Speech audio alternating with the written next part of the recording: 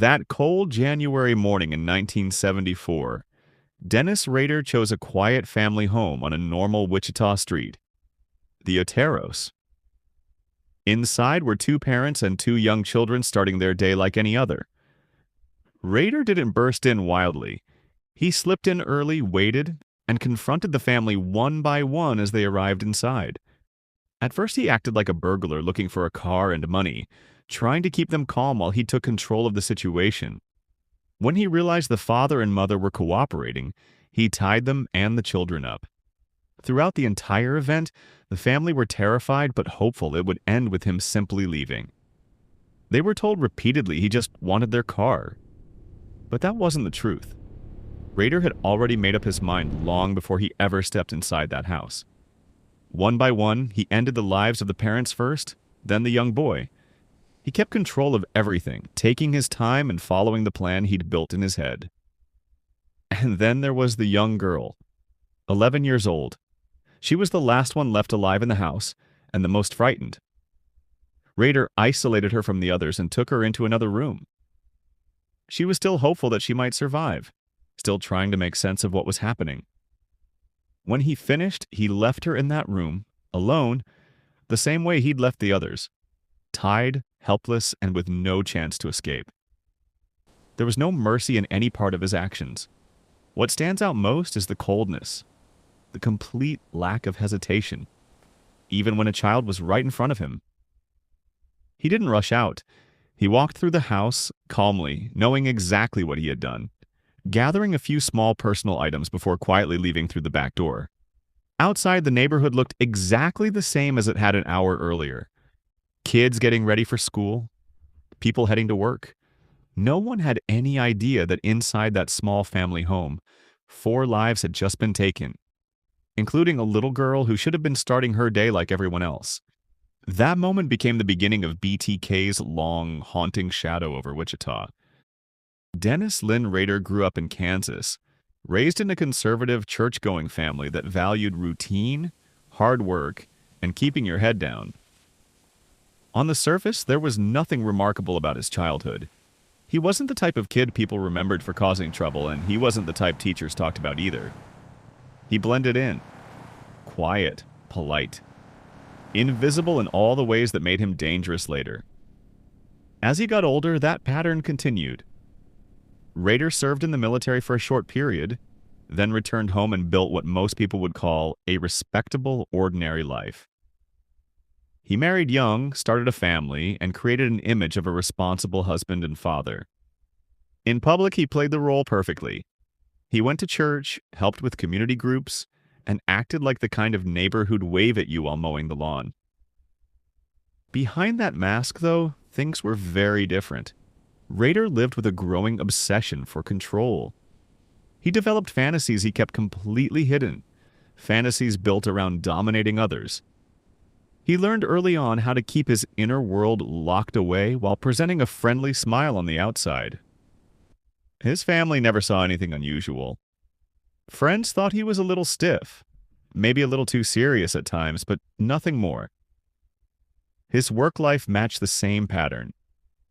Rader held several jobs over the years, most of them routine and unsuspicious.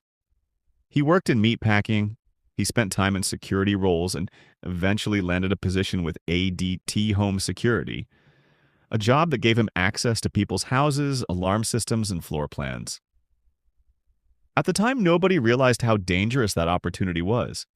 To everyone else, he was just another employee doing a normal job. At home, he was the image of a quiet father. His wife cooked meals in their tidy kitchen. His daughter played on the floor, and Rader sat calmly reading the newspaper like any other suburban husband preparing for work. There were no outbursts, no strange behavior, nothing that made his family suspect the double life he was already living. All right, sweetie. He knew exactly how to mask the shift between ordinary family man and something much darker. One more time. By the time the Otero murders happened, Rader wasn't some chaotic stranger who snapped. He was a man who had been building 2 versions of himself for years. One everyone saw and one nobody knew existed. He could sit at the breakfast table with a calm smile, walk out the door like any other dad heading to his job, and then vanish into a completely different mindset the moment he was alone. And that split, that ability to move between normal life and criminal fantasy without ever slipping up, is what made him so difficult to detect in the beginning, and why Wichita had no idea the man they were about to fear for decades was already living quietly among them.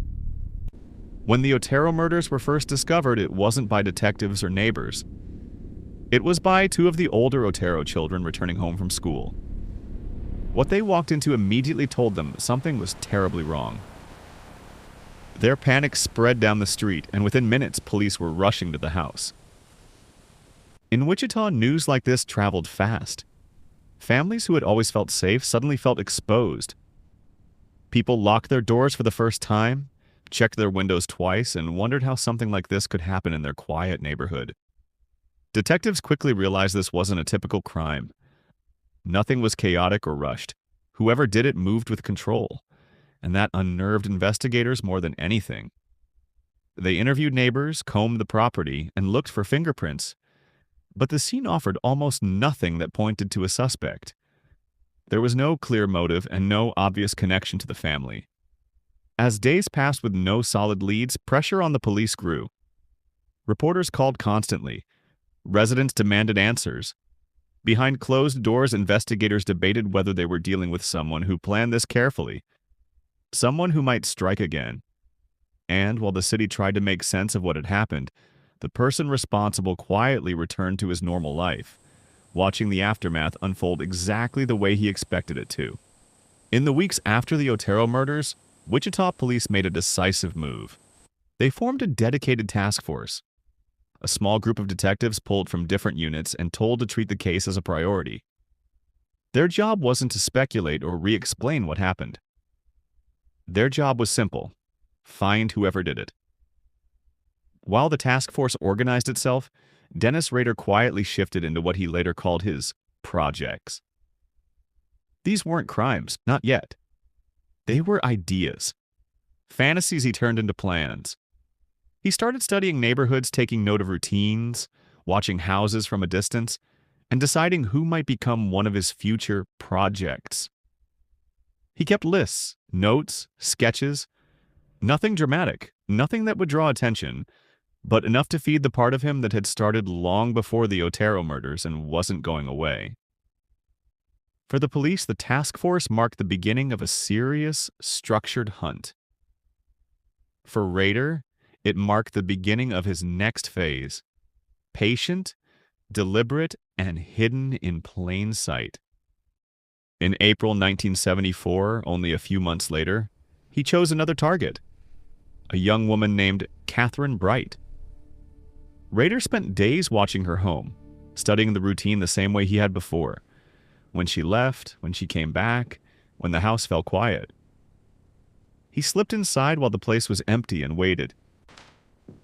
When Catherine walked through the door, Rader revealed himself and tried to take control in the same cold, methodical way he'd practiced. But this time, things didn't go according to plan. Catherine's brother unexpectedly arrived home. A violent struggle broke out, chaotic and unpredictable. Rader panicked but forced his way through, leaving both siblings critically hurt before fleeing the scene. Catherine didn't survive. Her brother did. And his description of the attacker became one of the first real leads the Wichita police ever received. For investigators, it was the moment they realized the Oteros weren't an isolated case. Someone was hunting people in their community, and he wasn't done. Over the next several years, Dennis Rader claimed more victims across the city. He didn't follow a pattern the police could easily track. Different neighborhoods, different homes, even different methods. The only thing that stayed consistent was the planning. Every attack was carefully chosen, and every detail was part of what he called a project. But what made Rader stand out wasn't just the crimes. It was the way he communicated. He began sending the police messages, handwritten letters, cryptic notes, even packages he left around Wichita. Inside them were drawings, maps, clues, and strange codes only he understood. Sometimes he described his crimes as if they were stories. Other times he taunted detectives, challenging them to catch him. Each message was meant to prove he was still in control. Then, without warning, he stopped. Years passed with nothing. No letters, no packages, no clues. The city moved on and detectives began retiring, still believing the man behind the messages had vanished or died. But he hadn't. After decades of silence, Rader started writing again. The tone was the same. Confident, taunting, and desperate to prove he was still the one calling himself BTK. It was his return to the spotlight, and the beginning of the mistake that would finally expose him. For more than 30 years, Dennis Rader managed to hide in plain sight. But in 2005, everything finally came undone. After years of silence, Rader began contacting the police again. Letters, puzzles, and questions he thought only he could answer. He wanted attention, and he wanted to control the story. One of those messages asked if a computer floppy disk could be traced. Detectives told him it couldn't. He believed them. That was his mistake. When the disk arrived, forensic analysts examined the metadata hidden inside the files. Buried in the data was a username, Dennis, and a location tied to a church computer in Park City, where Rader served as a church leader. Detectives moved fast. They followed his movements, checked his old reports at work, and quietly gathered enough evidence to make a move.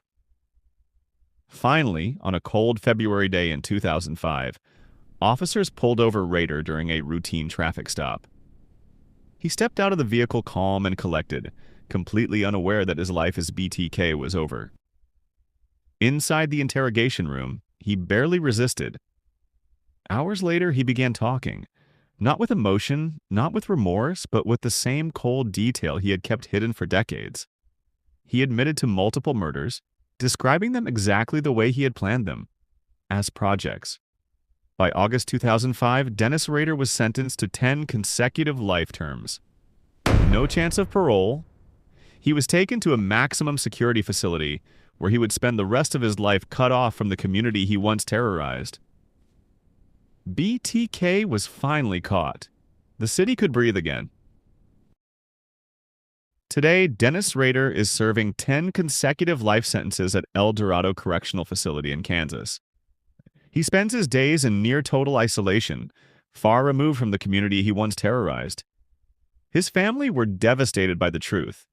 They had lived ordinary lives, completely unaware of the monster hiding in their own home. All right, sweetie. His daughter later said the man she knew as her father died the moment he was unmasked as BTK. One more time. Hey guys, I hope you enjoyed this video. Please like, share, and subscribe. It really helps the channel out. And if you want your favorite serial killer covered next, hit me up in the comments.